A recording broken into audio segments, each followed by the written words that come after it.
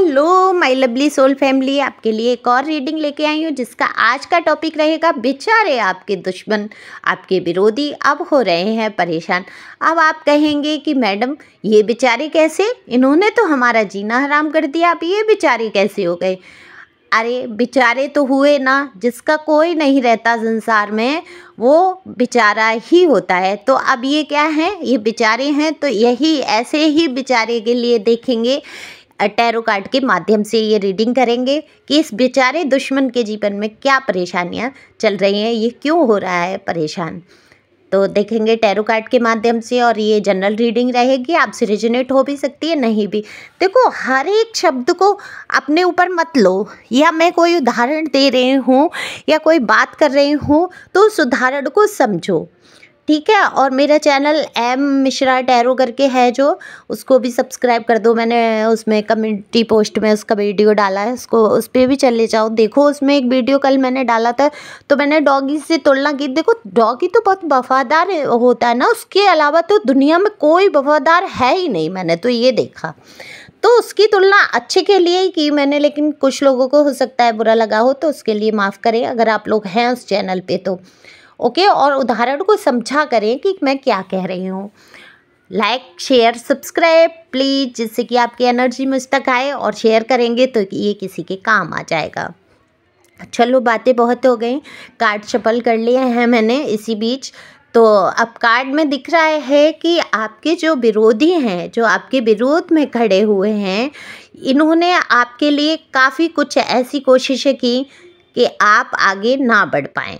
जैसे कि हमेशा से आपकी लाइफ में ये रहा कि आपने कुछ ना कुछ करने की सोची, आपको शांति से मतलब बैठना एक जगह कि कुछ नहीं कर रहे हैं, बस खाया पिया, दूसरों की गपशप की और छुट्टी हो गई, ऐसा आपका नेचर कभी नहीं रहा। जैसे देखा होगा आपने, लोगों का होता है, उनको कुछ करना ही नहीं होता जीवन में, उनको ये रहता है कि बस खाओ पियो, घर का काम करो, इधर उधर की गपशप करो। बहुत से लोग घर का भी काम व्यवस्थित तरीके से नहीं कर पाते, लेकिन आपने बहुत अच्छे तरीके से सारी चीज़ों को मैनेज किया। आप घर का भी काम मैनेज करते थे, बाहर का भी काम आपने देखा। अगर आप वर्किंग हैं तो आप मैन हैं या मेल है या फीमेल हैं, ये दोनों के लिए ही है। तो दोनों लोग ऐसे व्यवस्थित रहे, आप जो भी देख रहे हैं, जिसकी भी एनर्जी है, कि आपने अपने काम पर बहुत ध्यान दिया, और आपको हमेशा ये लगता रहा कि मैं फ्री नहीं बैठूंगा या बैठूंगी, मुझे कुछ ना कुछ करना है अपनी लाइफ में, अपनी एक पहचान बनानी है, आगे बढ़ना है। जबकि आपके पास ऐसा कोई कमी नहीं था। अगर आप फीमेल देख रहे हैं तो आपके पास ऐसी कोई कमी नहीं थी कि आप पे खाने को नहीं था या आपके पास कुछ नहीं था इसलिए आप सोच रही थी, नहीं, आपके पास सब कुछ था, अपेंडेंस थी या कह लो, फिर भी आप हमेशा कुछ ना कुछ करने की सोचते हैं।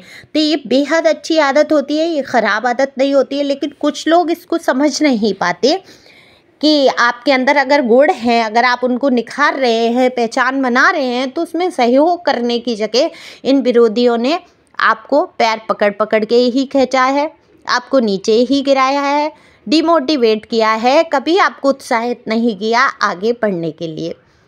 आप हमेशा इन लोगों से उम्मीद लगाए रहे कि ये आपको उत्साहित करेंगे, आगे बढ़ाएंगे, कुछ कमियां होंगी उनको प्यार से समझाएंगे, बताएंगे, लेकिन नहीं, इन्होंने आपकी कमियों को बाहर जा जाकर उजागर किया। जैसे कि आपके पड़ोस में, आपके रिश्तेदारी में, आपके जानने पहचाने, यहाँ तक कि आपके मित्रों तक में आपकी कमियों को गिनाया गया। तो अब ये क्या हो रहा है, अब ये कमियां गिनाते भी हैं, लेकिन लोगों ने आपको देखा, जो आपने अपना रूप बदला, जो आप में बदलाव आया, जो आप डिमोटिवेट हो जाते थे, आप रोते थे, परेशान हो जाते थे, लेकिन वहीं आप मजबूत बनते चले गए, आपने रोना धोना छोड़ दिया, आप एक बहुत ही मजबूत पोजीशन में आ गए, और आपने सोच लिया कि अगर मेरी इच्छा है, मैं अपने लिए ये करूँगा ही करूँगा, मुझे ये करना है, मुझे कुछ करना है जीवन में, और मुझे आगे बढ़ना है। तो आपने ये ठाना, और आप आगे बढ़े, मजबूत हुए, और आपने कहीं ना कहीं वो मंजिल को पाया भी। तो आज आपको मान सम्मान सब कुछ मिल रहा है। कल तक आपकी बेइज्जती की गई, आपको बिल्कुल गड्ढे में गिराया गया, आपकी कोई वैल्यू नहीं की गई, लेकिन आज आपको मान सम्मान मिल रहा है, लोग आपकी पहचान रहे हैं, आपकी एक पहचान बन रही है अलग। तब ये इंसान कहता है आपके दोस्तों में, आपके बहुत ही ज़्यादा जानने वाले क्लोज लोगों में भी आपकी बदनामी, बुराई, यहाँ तक कि मुझे दिख रहा है कि आपके चरित्र तक पर कीचड़ उछाली। अपने आप का मुंह साफ करने के लिए आपके मुंह पे कालिख पोतने की कोशिश की गई है। तो आप वो यार दोस्त जो जानने पहचानने वाले आपके मित्र ही इनको उल्टा कह देते हैं कि यार हद होती है, तुमने बहुत कर लिया, उस इंसान ने तुम्हारे साथ इतना अच्छा किया, हमेशा तुम्हारे लिए अच्छा चाहा और तुमने कभी इसके साथ कुछ अच्छा नहीं किया, और आज भी जब वो इंसान नहीं है फिर भी तुम उसके बारे में इतनी बुराई भलाई करते हो। किस लिए? क्या बिगाड़ा है तुम्हारा उसने? तुम्हारे साथ तो हमेशा उसने अच्छा किया ना, फिर तुम उसके इतना परेशान करने की या बुराई करने की क्यों कोशिश करते हो? लोग इनको उल्टा ऐसा बोल देते हैं, तब ये परेशान हो जाते हैं, हैरान हो जाते हैं, ये अपना सा मुंह लेके रह जाते हैं। तो हुए ना ये बेचारे, और बेचारे इसलिए देखो आपको ईश्वर ने पकड़ा, साथ दिया, क्योंकि आप सच्चाई के मार्ग पे थे। सच्चाई ऐसी भी नहीं होती है कि कोई इंसान खून करने जा रहा है और बोल दिया कि हम तुम्हारा खून कर रहे हैं, प्लीज़ सामने खड़े हो जाओ।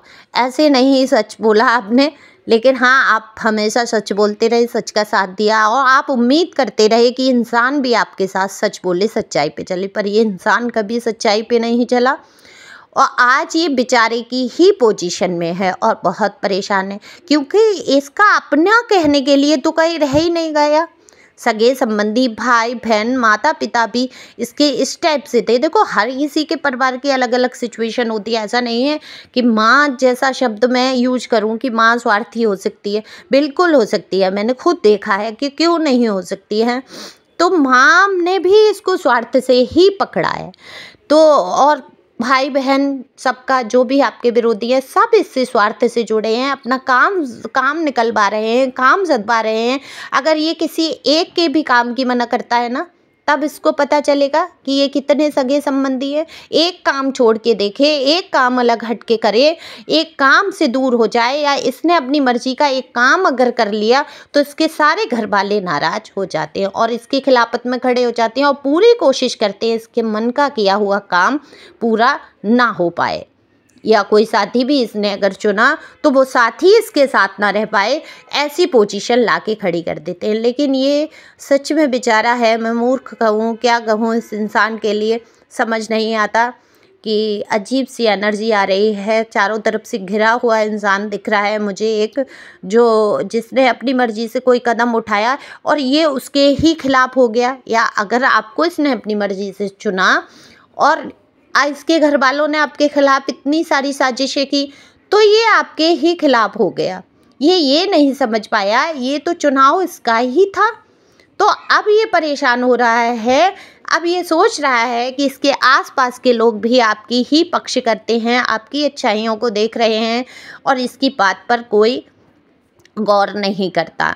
साथ वाले तो इसके कोई हैं ही नहीं, इसके घर परिवार के कोई सदस्य इसका साथ नहीं दे रहे, सच्चे दिल से कोई इससे जुड़ा हुआ या प्यार करने वाला नहीं है और इसने अपने सच्चे प्यार को तो खो ही लिया।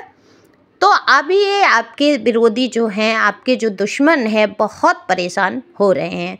बेचारा शब्द इसीलिए मैंने इसके लिए लगाया, जिसका कोई दुनिया में नहीं होता वो बेचारा ही है। ये बेचारा करना चाहता था आपको, आपसे सबको अलग करना चाहता था, यहाँ तक कि आपको पागल तक घोषित करने की इसने कोशिश की कि आप दिमागी रूप से ठीक नहीं है। और आज इसकी दिमागी स्थिति ठीक नहीं है, क्योंकि ईश्वर देखो गड्ढा कोई किसी के लिए खोदता है तो उसमें गिरना ही है। पुरानी फिल्में आप देखो जितनी भी हैं, उनमें दिखाते थे ना, विलेन गड्ढा खोद रहे हैं, उनको मारने की कोशिश कर रहे हैं और वो उसी गड्ढे में गिर पड़े। तो ये सच है, ये हमेशा से चला आया, ये जब से दुनिया बनी तब से कि अगर किसी ने किसी के लिए गड्ढा खोदा है, धोखे दिए हैं तो धोखे मिलेंगे, गड्ढा खोदा है तो उसमें गिरेंगे, खुद ही दफन हो जाएंगे।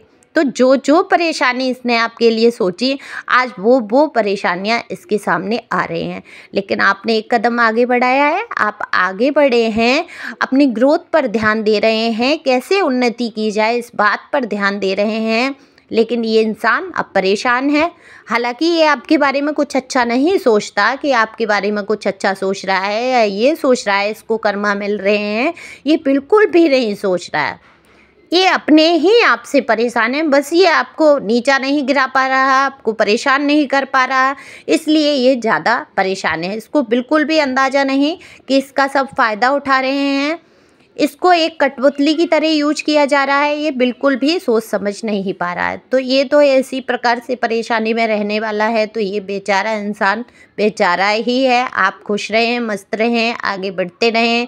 Thank you for watching my channel. इसी प्रकार से मेरा साथ देते रहें। मुझे बहुत खुशी होती है आप लोगों के कमेंट्स पर पढ़ के। दिल से शुक्रिया, सच में दिल से शुक्रिया आप लोगों का। Thank you.